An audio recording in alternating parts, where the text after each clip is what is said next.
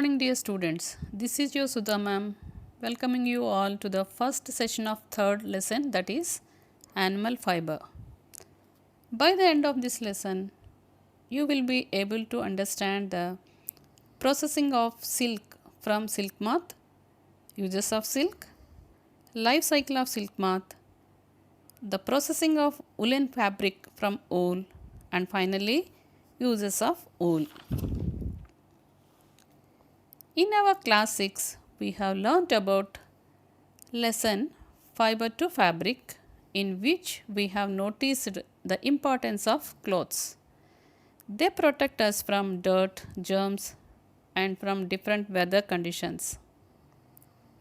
Along with protection, clothes can be a symbol of beauty and status. We also learnt about different types of fibers like cotton, jute, coconut, and their importance, and different kinds of fabrics like cotton, polyester, linen, etc. And we have learnt about the entire processing of cotton fabric from cotton balls. Now, in this lesson, we are going to discuss about animal fiber, mainly learning about the story of silk and the story of wool. The story of silk is concerned with the processing of obtaining silk and different processes involved in making silk fabric, and the same with the story of wool. That means from the collection of wool from the animals to making of woolen fabric. Let's move on to the story of the silk.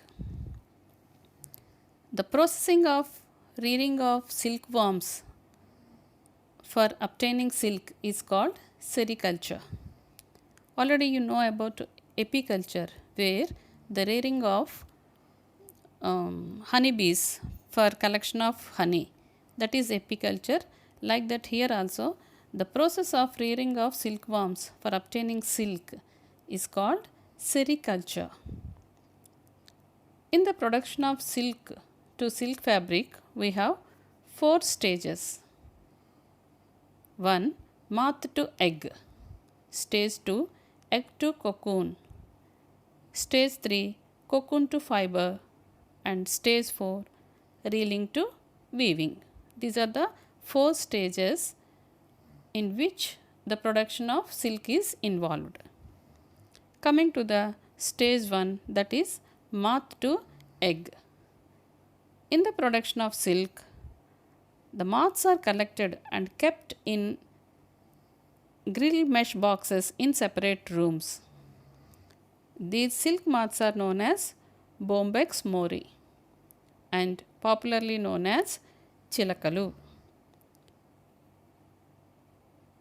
Each female moth lay nearly 500 of eggs, which are small in size, and these eggs are called seeds.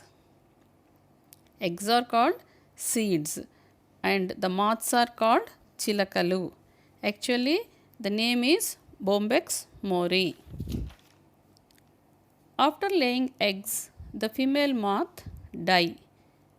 These eggs are hatched in special chambers, usually over mats or the beds of chopped mulberry leaves, to get small worms. That means these eggs are hatched into small worms, what we call them caterpillars.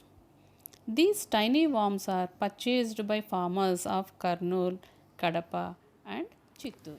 Sometimes the silk moths are sold directly, which are purchased for the production of eggs. These centers are called grainages. The biggest seed growing center is located at Horsley Hill in Chittoor district.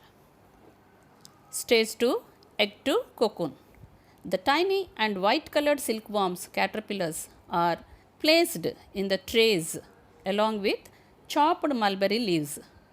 These worms eat mulberry leaves day and night continuously and grow bigger in size. During this growth, they shed their skin 4 times. This process is called molting. After 30 to 35 days, the caterpillars stop eating and settle at a particular place.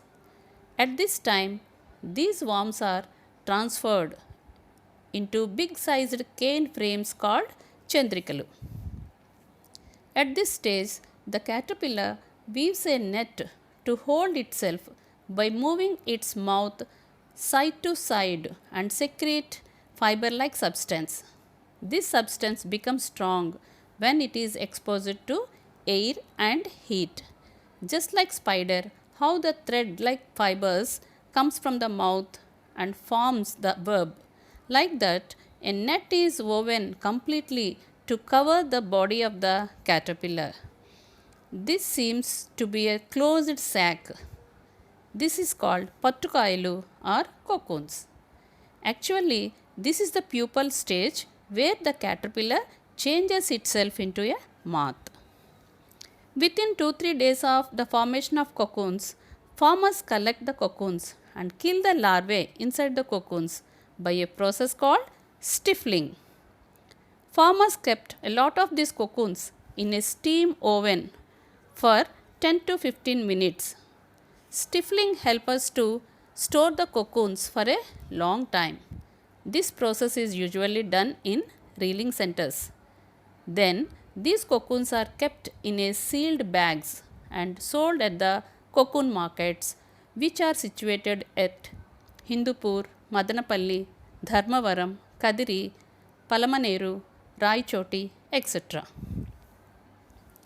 What happens if cocoons are not stifled? Cocoons are stifled to kill the larvae inside. Otherwise, it will cut its way out after growing into a moth and spoil the cocoon. Then we will not be able to get a continuous thread of silk from such cocoons. Thus, we won't be able to obtain good quality fiber for making the fabric. If all the cocoons are stifled, how do we get eggs for the next generation? Yes, that is why our farmers do not stifle all the cocoons. Some cocoons are left for about 2 to 3 weeks. Then they grow into moths and lay eggs for the next generation, next cycle of production. Let's summarize today's topics. Today we have discussed the story of silk, that is the production of silk. In that we discussed the first two stages of the silk production, that is moth to egg and stage 2 egg to cocoon. That's all for today. Meet you again in our next session. Thank you.